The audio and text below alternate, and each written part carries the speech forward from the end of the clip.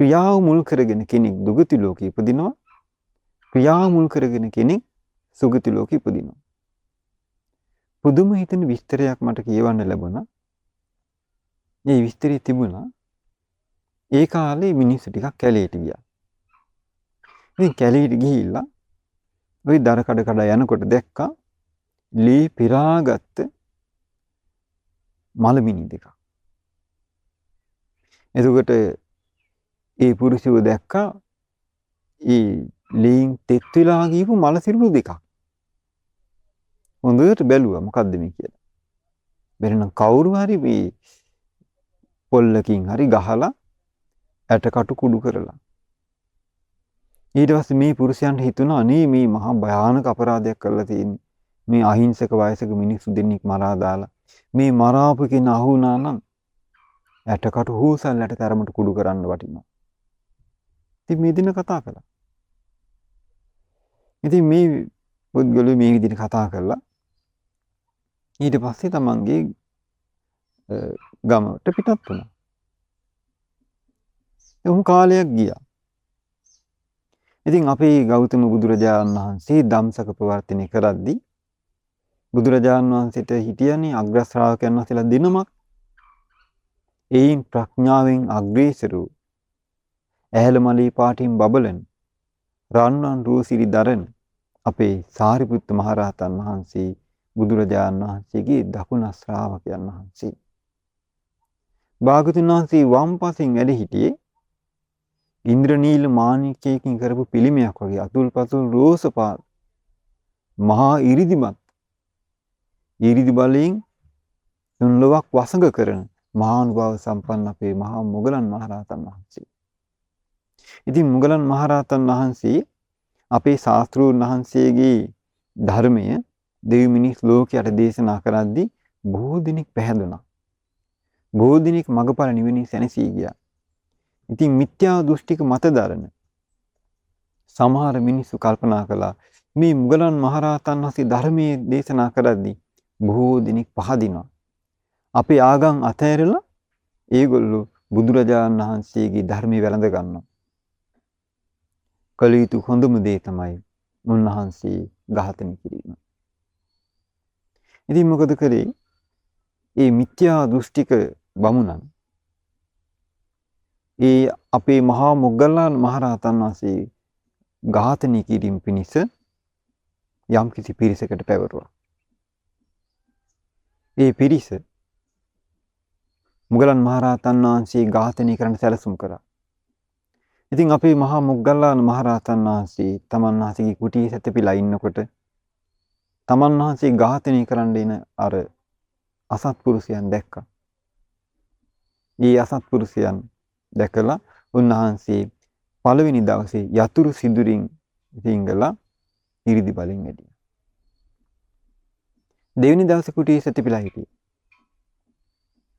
නැවතත් උන්වහන්සේ ඉරිදි බලෙන් කැණි මඩලින් වැඩම කළා. තුන්වෙනි දවසේ උන්වහන්සේ සැතපීලා ඉන්නවා. උන්වහන්සේ බැලුවා මේ විදිහට මේ මාව පන්න ඝාතනය කරන්න එනවා. මා විසින් කරගත්ත කර්මයක්වත් තියනවද? උන්වහන්සේ දැක පෙර ආත්මේ තමන්ගේ අතින් අම්මයි තාත්තයි ඝාතනය වෙලා. එතකොට ඒ කර්ම විපාකය නිවන් දකින්නකම්ම තමන්ගේ පිටිපස්සෙන් එන වගේ උන්වහන්සේ දැකගත්තා. උන්වහන්සේ දා නිශ්ශබ්ද වැඩ හිටියා. හොරු ආවා. අර මහා මොග්ගල්ලාන මහරහතන් වහන්සේ වට කරගෙන පොළු වලින් කොච්චර ගැහුවද කියලා කියන්නේ ඇටකටු හූසල්ලට තරමට කුඩු වෙන්න ගැහුවා. අපේ මහා මොග්ගල්ලාන මහරහතන් වහන්සේ ඉරිදි බලෙන් තමන්ගේ කය සකස් කරගෙන භාග්‍යතුන් වහන්සේ ළඟට ගිහිල්ලා වන්දනා කළා. ප්‍රාතිහාර පාලා උන්වහන්සේ 500ක් නිවි යන පරිදි නිවි ගියා. ඉතින් මුගලන් මහරහතන් වහන්සේ ඝාතනය කළ පුවත පැතිර ගියා.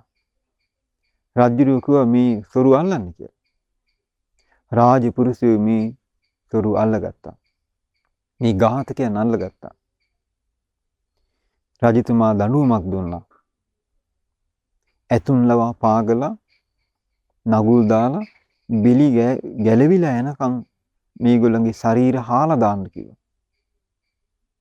මේ භයානක දඬුවම ගැන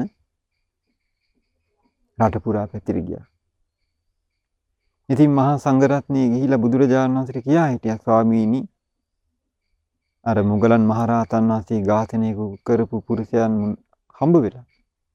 ඒ පුරුෂයන්ට මෙන්න මේ වගේ දඬුවමක් දීලා. ඇතුන් ලෝවා පාගලා බෙලි ගැලවිලා යනකම් නගුල් දාලා හාන්න කියලා. පින්වත් මහණෙනි. ඔය පුරුෂයෝ පෙර ආත්මේ කියපු දෙයක් ඔය. තමා විසින් වචනයක් වරද්දාගෙන ඒ සිදු කර්මයට ඕන් විපාක විඳිනවා කිව්වා. පෙර ආත්මේ ඔය පුද්ගලයන් මේ මොග්ගල්ලාණන් වහන්සේ අතින් තමන්ගේ අම්මයි තාත්තයි ඝාතනය වෙද්දී ඒ දෙමාපියන් ඒ කැලේ දාලා ගිහපු වෙලාවේ මේ පුරුෂයෝ ඒ මල සිරුරු දැකලා මේ මරාපු පුරුෂයා අහු වුණා නම් ඇටකටු හූසල් ඇට තරමට කුඩුවෙන්ද ගහලා මරන්න කියලා ඔන්න වගේ වචනය ප්‍රකාශ කළා. එදා ඒ හිතපු පැතුම එදා ඒ කළ ප්‍රකාශය ඔවුන් අද ඉෂ්ට කරගත්තා. බලන්න කර්මයක් එන හැටි පිටිපස්සින්.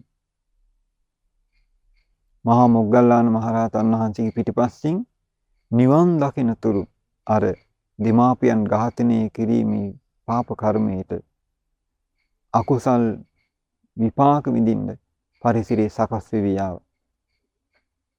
හැම ආත්මකම ඇටකට කුඩු වෙලා මැරෙන. එතකොට අර පුරුෂ විපස් දෙනා පිටිපස්සෙන් යනවා. බලන්න මේවාර මොන ගැසෙන්නේ ලෝකේ ඉක්මවා ගියපු රහතන් වහන්සේ නමක්. රහතන් වහන්සේ නමක් ඝාතනය කරාට පස්සේ ආනන්තරී පාප කර්මය සකස් වෙන්නේ.